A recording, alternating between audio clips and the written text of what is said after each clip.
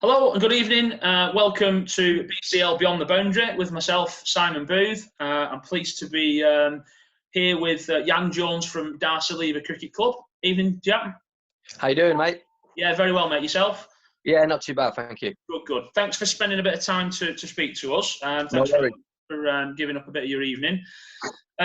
First things first, obviously this is going to be heard on Twitter, Facebook, etc. There'll be people who don't know me and you from Adam. So first things first, can you just introduce yourself, who you are, what you do at Darcy Lever, your involvement, and obviously a bit about your playing career, etc.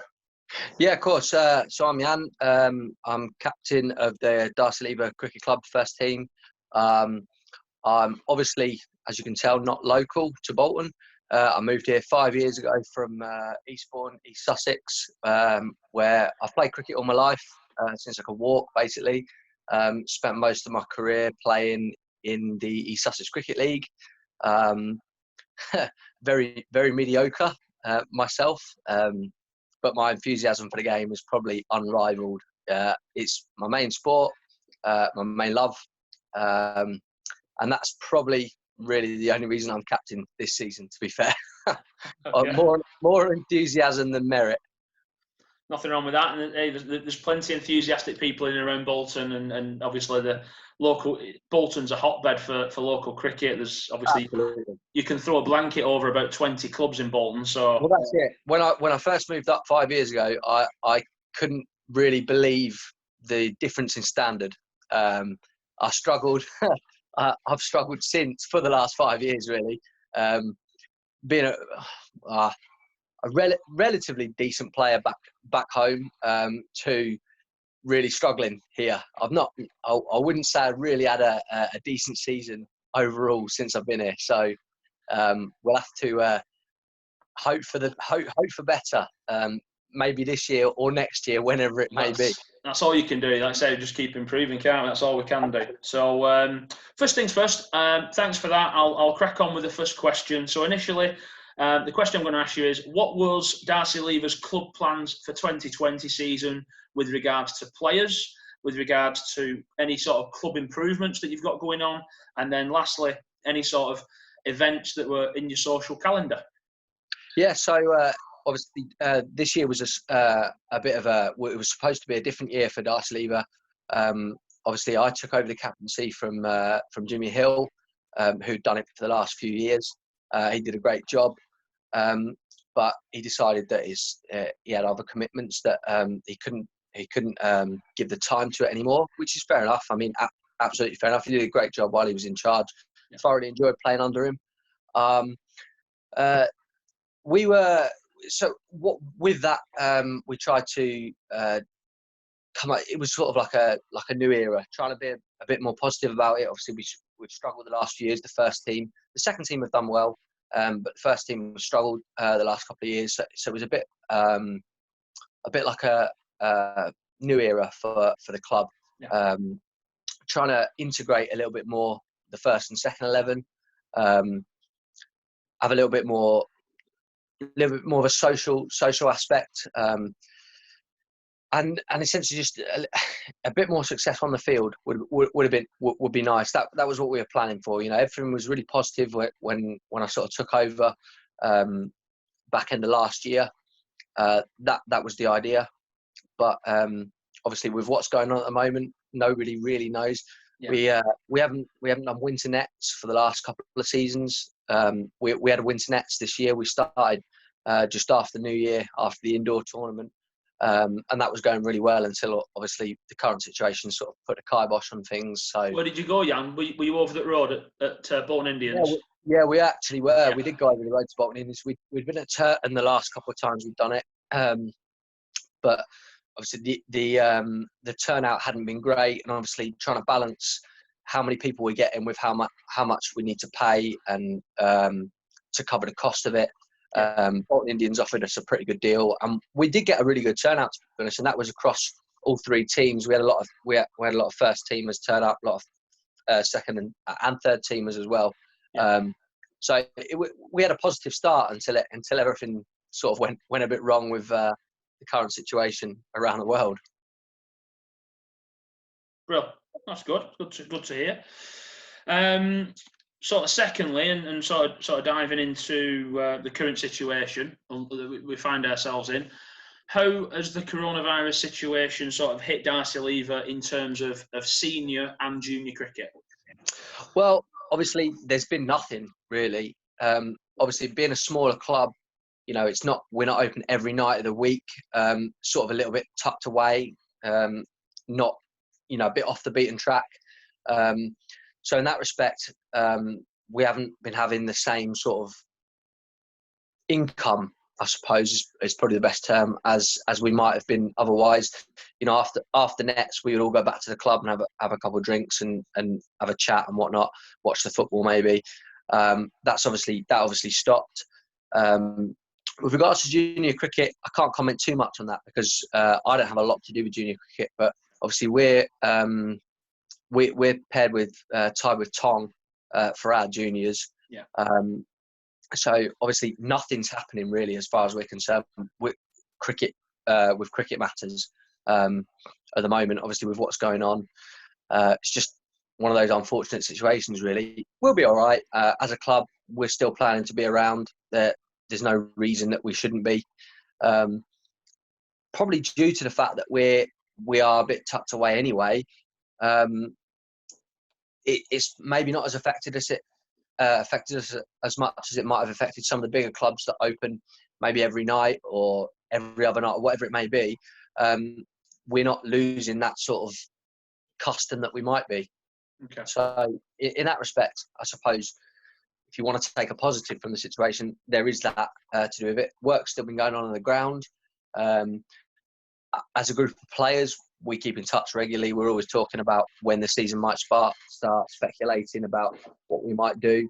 Yeah, you're starting to answer my next question. So let me just dive in on that one. So, given the current situation, what sort of strategies and what plans have you got as a group to sort of combat that and keep everyone engaged? Well, that's essentially what we've been doing. Is obviously because it was sort of a new era with me taking over the captaincy. We started before this all sort of happened, talking about what we're planning for the new season.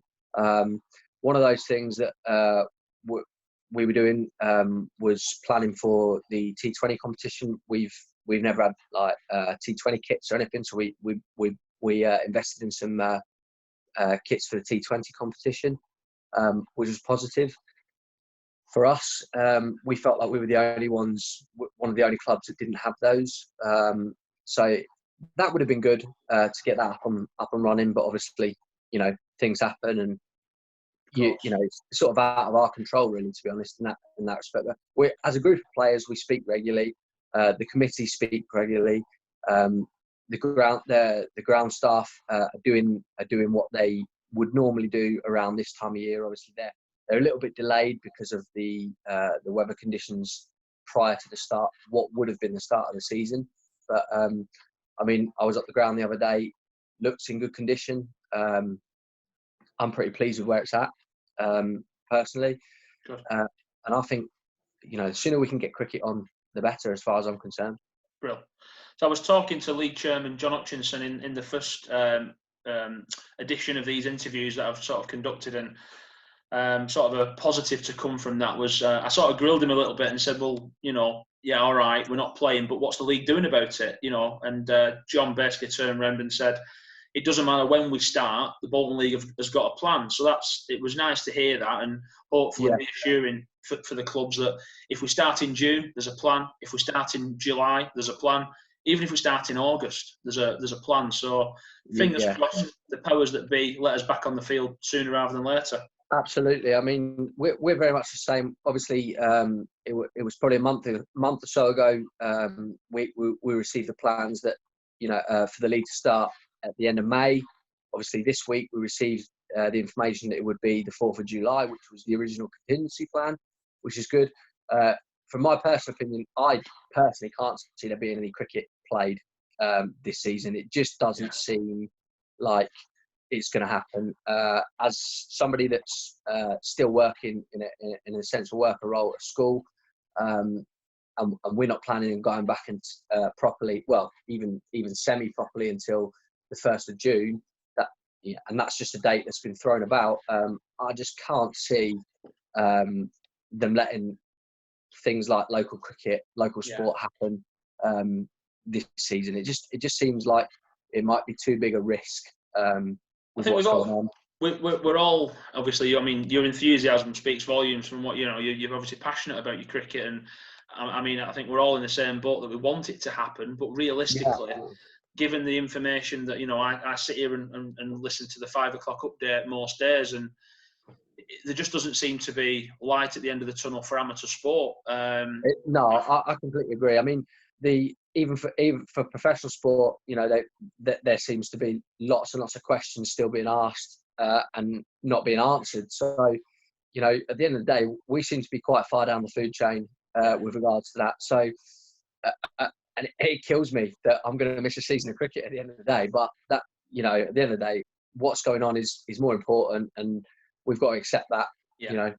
I think that's probably right. I mean, I've got friends who live in France, and I've got friends who live in the Czech Republic, and they play amateur sport, whether it be basketball or hockey and other games, not cricket essentially, but their amateur seasons have been kiboshed altogether.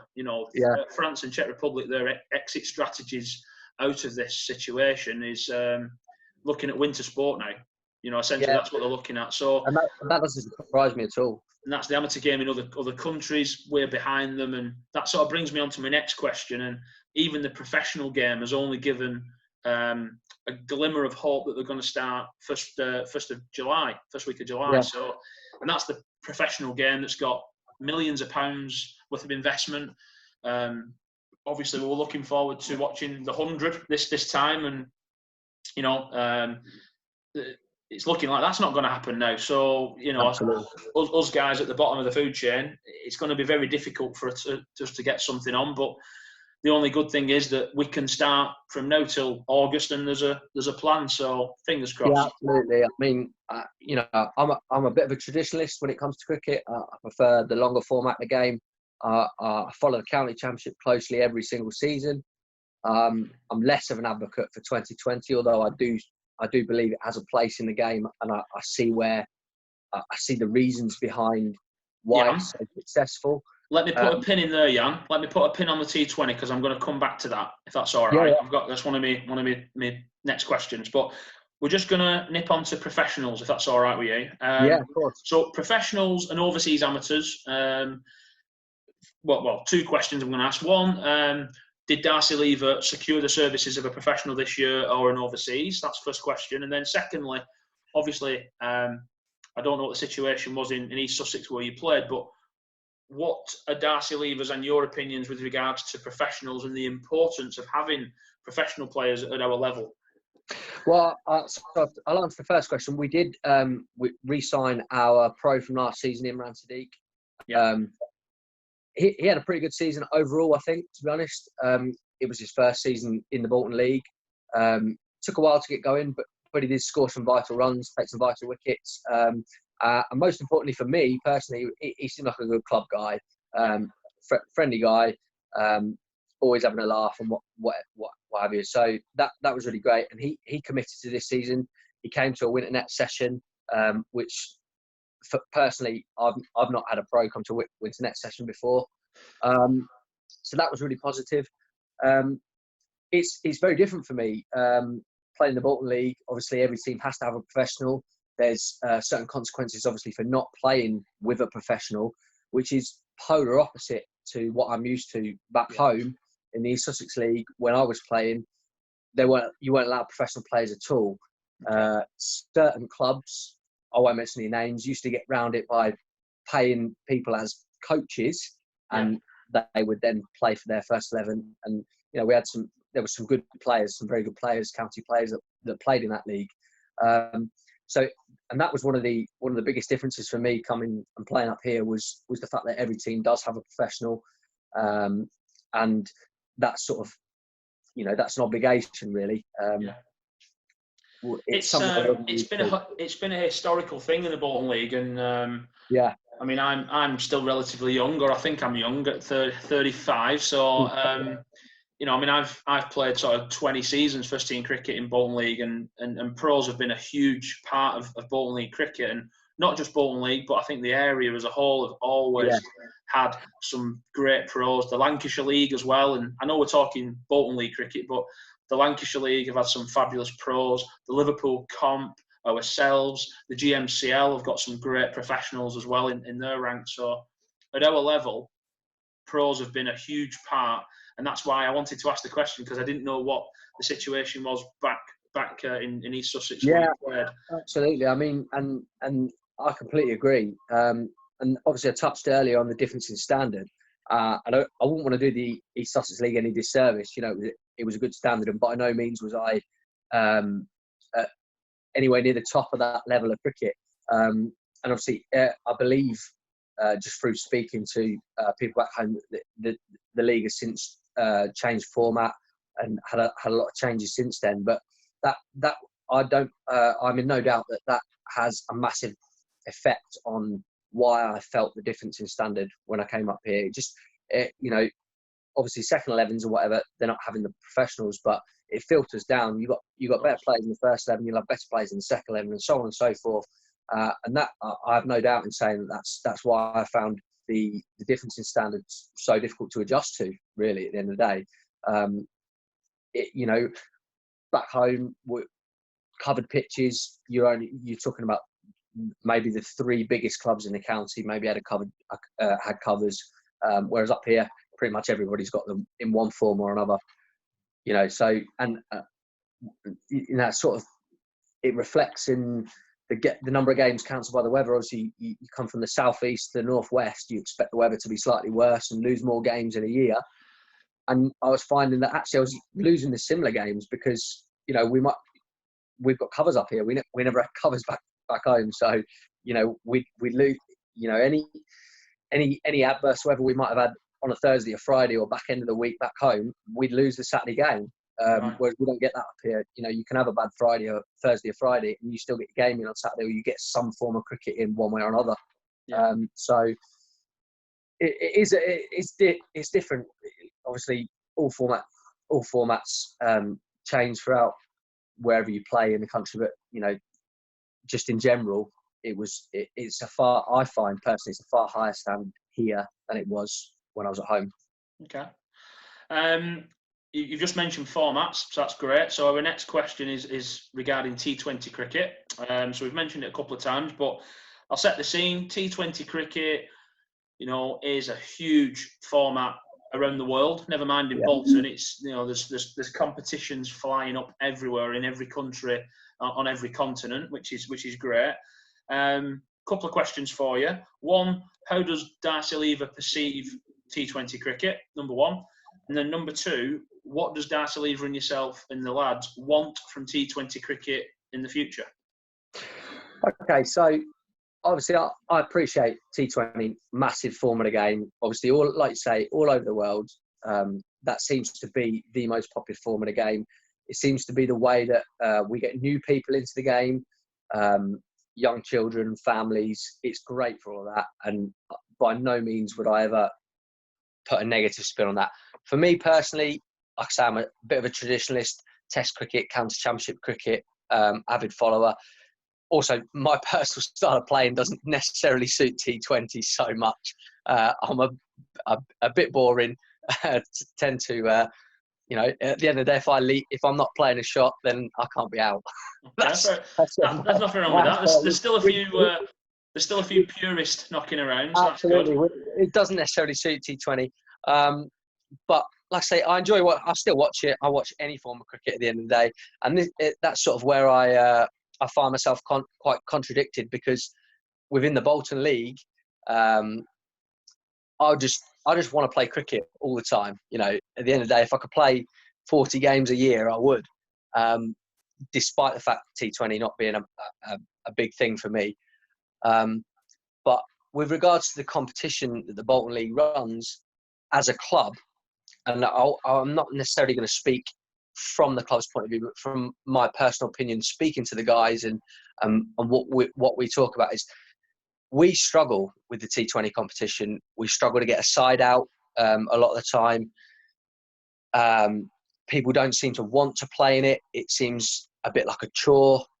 And, you know, I kind of see where they're coming from, in the sense that because it's both the association division and the Premier Division all mixed together, small clubs like ourselves, we don't really have a fighting chance most of the time. And I think, so from my personal point of view, I want to play just because I want to play cricket, whatever format it may be. And obviously T20 is really the only format you can play of an evening. You know, you can't play a proper game of cricket after work, for example. But true. You know, some sort of like a seeded competition, a separated competition between the association and the Premier Division, I think would appeal to the smaller clubs a lot more. You know, there's teams that that are known, they pay a lot of players, you know, they've got a lot of money on the field in that respect. And the smaller clubs simply can't do that.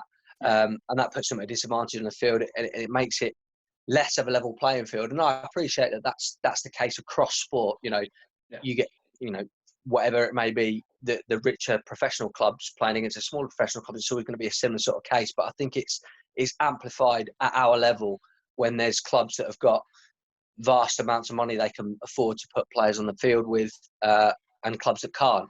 And it just makes it, you know, we go through the motions a little bit with T20. We turn up for the games to avoid getting, to avoid consequences or whatever else it may be, and just for a bit of a crack. So it's in that respect, it would be great if there was a little bit more competition for the smaller clubs. I think that's just my personal point of view, and I think I'd like to think a lot of lads would agree with me on that, because I mean, the amount of times that I have people saying, right, I'm not playing T20s this year, or whatever it may be. You know, it's just one of those things, really. Well, that's why we're here, and the idea behind these interviews is to get a view from everybody. And you know, I've spoke to the guys at Kersley. They love T20, big advocate. Absolutely. You know, Horwich have probably set the benchmark in terms of T20 and how it's organised and run. My club, Farmouth, we've gone from liking it a bit to liking it a lot in recent years, because I think we've seen us generate revenue on a Friday night, essentially. People coming watching after work, a few pints, a bit of music, coloured kits. Absolutely. But, you know, the fact that you said before that you'd invested in a new kit tells me all I need to know, that you might not be the biggest fan of it, but you're willing to buy in, which is great. Yeah, and we are, absolutely. We didn't want to feel left behind, I think, in a way, you know. And you know, like I said, we felt that we were one of the few clubs that weren't really committed to it, and we thought, all right, we may not be, you know, we won't be competitive on the field, but at least we can look the outfit at the end of the day, try and, you know, minimise the gap, I suppose, even if that is only with regards to the fact that it looks like a proper game. You know, it just looks. You probably understand where I come from when I say you got one team turning up in a proper coloured T20 kit, and another team turning up in whites, and using an orange ball or a pink ball. It just looks a bit village, a bit amateur. I thought if we can, you know, minimise that as much as possible, even if we're not creating that much competition on the field, then I suppose that's a positive. And I suppose the other thing towards that was the kit was kind of an incentive to get people to want to play. You get people enthusiastic about it. You know, if we're going to have a new kit, which the certain members of the club contributed towards, we didn't charge our players for that. We thought that might be a bit of an incentive to get people playing. So. And that was sort of the way we were looking at it, really, to be honest. Brilliant. Super. Well, the fact that you've bought in and you want to improve is fantastic. You know, it's good to hear. And just before I leave that one, I took a team to Darcy Lever not long ago. We turned up thinking, oh, we're going to walk all over you, and you guys put 180 on the board. And that was only either last year or year before. And we managed to win, but we had a bit of a fright because we turned up and... we were a bit cocky, really, on the night. And I think I've got a feeling I might have played in that game. And we had a couple of similar games like that last year. We played away at Kersley in the T20 last year, and gave them a bit of a fright as well. At one point or another. So, you know, it's not like we're a million miles away. It's just if we get the enthusiasm and get that regular, you know. And this is the same across any format at any level in any area of amateur cricket. For me, from my personal opinion, is getting that consistency throughout the side, if you can have, 8 of your 11 players being the same every game, regardless of the format, you're gonna sort of start to turn corners at some point. Absolutely. When you've got, we went through periods of time where we would play 2 games and not have, maybe only have 3 of the same players playing in two different games. So, and that might be a slight exaggeration, but these sorts of things, they will help if you got from a personal point of view. I batted every single position in the batting order last season. Yeah. Well, you've got more. As captain, you've got more of that to come, because as captain, you tend to look after other people rather than yourself. So. Exactly, and that was it. And I appreciated that. I just, at the end of the day, I just wanted to play cricket, so I did whatever was asked. And I know I've got players that will do that again. Players that might not want to open a batting, that will open a batting because they'd rather do that than play cricket or see the club suffer. So yeah, it will be the case. But if we can minimise that as much as possible, then I think that leads to more positive results on the field. When people can turn up to a game, know what their role is, know what's required of them, I think it's the same as going to work. You always struggle to do your job if you don't know what's required of you at the end of the day. Yeah. And I think if we can apply some of that to the club and to playing cricket, I think long term it can only yield positive results. It is, yeah. Okay.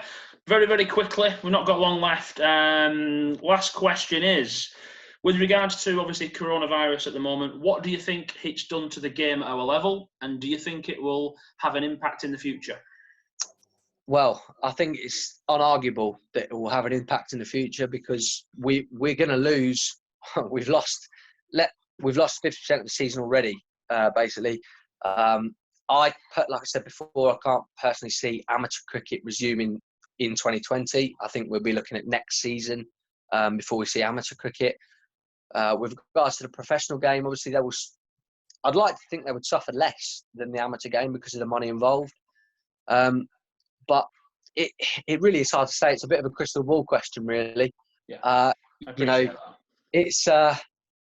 It's tricky. I mean, nobody expected this to happen. I certainly didn't expect to be living through these times. And it is completely mad what's gone on. Even when it first, started hearing bits and pieces about it on the news back in late January, early February, and you just thought, it's not going to come here. It's not going to happen. It won't affect anything. And there was a point where we were saying, I remember saying at Winter Nets, we were saying, they're not going to cancel local cricket. That'd be mad. And you just think, where we are now, well, I can't see a resumption. I can't see how it's going to continue, for the foreseeable, which is a shame, obviously, because it will. If I'd like to think it wouldn't happen to us, wouldn't happen to any local clubs, but there will be clubs that suffer from this. Yeah, of course. Yeah. Right. We're talking about like Premier League football teams. Some of the richest teams around, they're saying they're going to suffer financially from it. So it's gonna have a knock-on effect in all sport across the world, really, which is sad, but it's just one of those things you can't do anything about. It's sort of completely out of our control. So, I mean, at the end of the day, all we can do is hope for the best, hope for a vaccine to come along, and hope that we can resume normal service as soon as possible. If we can get some form of cricket in this year, that'd be great. But like I say, I can't see it myself. I'm personally expecting not to pick up a cricket bat again until next year. So, it's a sad reality, but that may well be the case. And what do they say? Hope for the best, prepare for the worst. So, brilliant. Jan, thank you very much for your time. Appreciate you taking a bit of time out to speak to me. Really enjoyed speaking to you and getting the perspective from Darcy Lever Cricket Club. Yeah, so, good evening, everyone. And it's been Jan Jones from Darcy Lever Cricket Club. Thanks, Simon. No problem. See you, mate. Bye.